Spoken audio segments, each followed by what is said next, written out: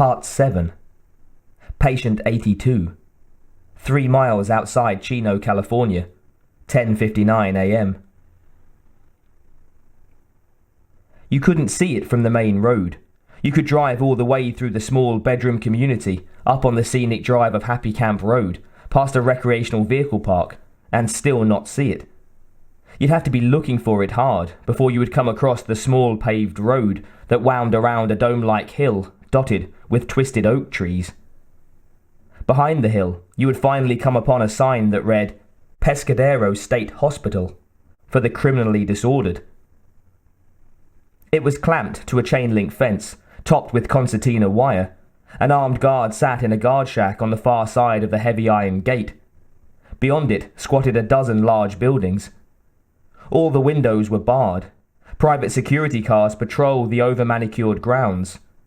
The place looked about as inviting as KGB headquarters. Inside the building, it was worse. The place was a surgically sanitary prison for the mind.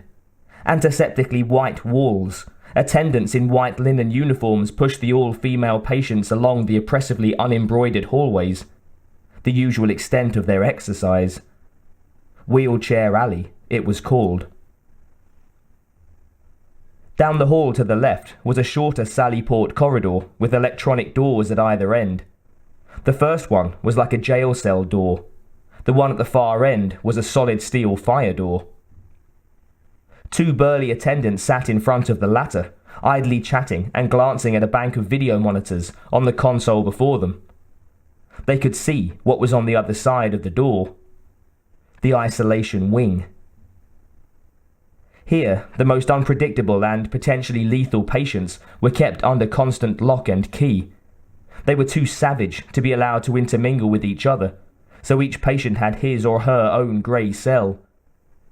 It was as stark and depressing as solitary confinement in any federal penitentiary, and the food was just as bad too. Dr. Peter Silberman was leading a dutiful group of young interns down the corridor outside the cells, followed laconically by 3 husky attendants, each looking like a recent retiree from professional football.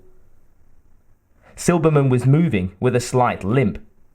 Each step caused the bandage around his knee to stretch the swollen, sensitive skin. He tried to compartmentalize the pain, concentrating on the task at hand. It wasn't too hard. He was comfortably in his element, waxing eloquently about a subject in which he felt expert. It was difficult not to suppress a tendency to flaunt his superior intellect to these callow young men and women, but most of the time he managed it. This was not one of those times. "The next cell," he was saying in a low, drawling voice suitable for a radio psychologist, "is occupied by patient number 82, a 29-year-old female diagnosed as acute schizoaffective disorder. She has shown the usual indicators, depression, anxiety, violent acting out, delusions of persecution." Most of the interns hung on his every word. Silberman's precise and dryly composed papers on various identity disorders had won him a certain reputation in his field. Not quite at the top, but a solid specialist in the hard-to-reach cases, although his cure rate was not particularly high. To a few of the more savvy interns, it was clear that Silberman had a woefully lackluster bedside manner, but he was not a stupid man. He had been a consultant to the Los Angeles Police Department for years and had conducted complex studies of dozens of the most extremely psychotic criminals, including some recent infamous mass murderers. Perhaps his largest failing was that he was a little too clever for his own good. "Here we are." He stopped outside a cell door. It was soundproof, communication being carried out through a grilled 2-way speaker mounted beneath the tiny plexiglass window. The door seemed somehow simultaneously medieval and high-tech. He peered in. Sunlight glared through a grimy window, creating a barred slash on the bare institutional wall. The room was empty of all furnishings, save a stainless steel sink, toilet, and a polished metal mirror. The latter had been dented. The bed had been stripped of the mattress and leaned upright against the wall, legs facing outward. Sweaty hands gripped one leg, and the tendons knotted and released as the inmate did slow pull-ups, blowing long hair that was tangled and matted with perspiration out of almond-shaped, mahogany-hued eyes. The young woman was wearing a tank top and hospital pants as she hung from the top leg of the vertical bed frame, her lithe body rigid and straight as a steel ruler. Her knees were bent so her feet cleared the floor. Her lean, muscular arms pulled up, lowered, pulled up, lowered. Absolutely no change in rhythm. Like a machine. He stepped aside so they could all look in and see. The woman was faced away from the door, and so far acted as if she didn't know she was being observed.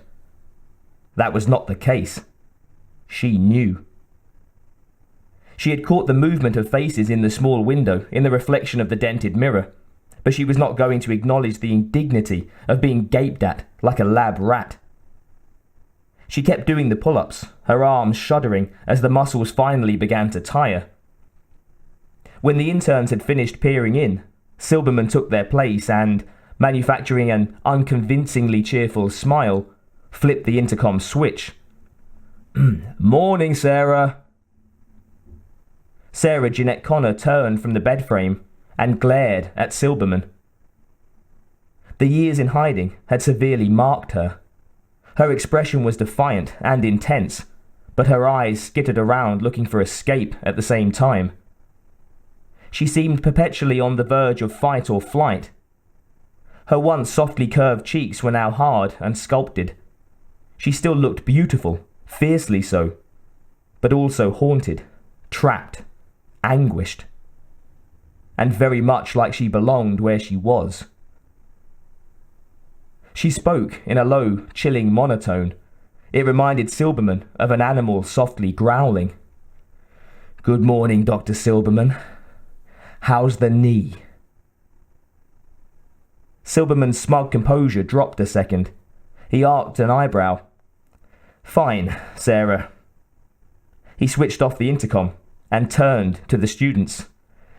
"She stabbed me in the kneecap with a screwdriver a few weeks ago." There were quickly stifled smiles. Silberman continued, seeking solace in the familiar, comfortable labels. Sarah was a curious and powerful force of nature he had boxed in, literally, and now figuratively, with soothing jargon. The delusional architecture is interesting. She believes a machine called a Terminator, which looks human of course, was sent back through time to kill her. And also that the father of her child was a soldier sent to protect her. He was from the future too. He could not keep himself from smiling. "The year 2029, if I remember correctly." The interns took their cue and chuckled. "The delusion seems to have begun with the boyfriend and then been adopted by the patient. A fascinating case of ideational transference, but not so rare as you might expect. We've been seeing more and more of this new syndrome, a kind of acute phobia reaction to increasingly complex technology. It's perhaps an attempt to defend against the dehumanization of relationships in a modern society. If the patient's tremendous energy could be channeled into therapy rather than stubbornly maintaining the elaborate delusion, she'd have been released by now." Silberman paused, remembering the first time he had met Sarah, years ago, in a police station interrogation room. She'd been involved with a violent paranoiac who later escaped with her and was eventually killed. She had vanished for a few years and ironically came back into his custody after attempting to blow up the local offices of some computer corporation. Since then, she'd been his most uncooperative patient. She should have got better by now. It disturbed him slightly that he had not been able to motivate her cure. Struggling to regain control, he abruptly said, "Let's move on, shall we?" The interns glanced uneasily at one another, then walked to the next cell. Silberman stayed behind and turned to the head attendant. Douglas was 6'4", 250 pounds, and as warm-hearted as a rattlesnake. Silberman spoke so the students couldn't hear. "I don't like the patients disrupting their rooms like this. See that she takes her thorazine, would you, Douglas?" Douglas nodded and gestured for the other two attendants to stay with him. Silberman then turned and followed the interns out of the wing. Sarah looked up as the cell door opened.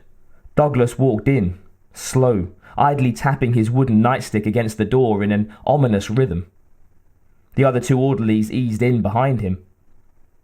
One of them carried something that looked like a sawed-off cattle prod.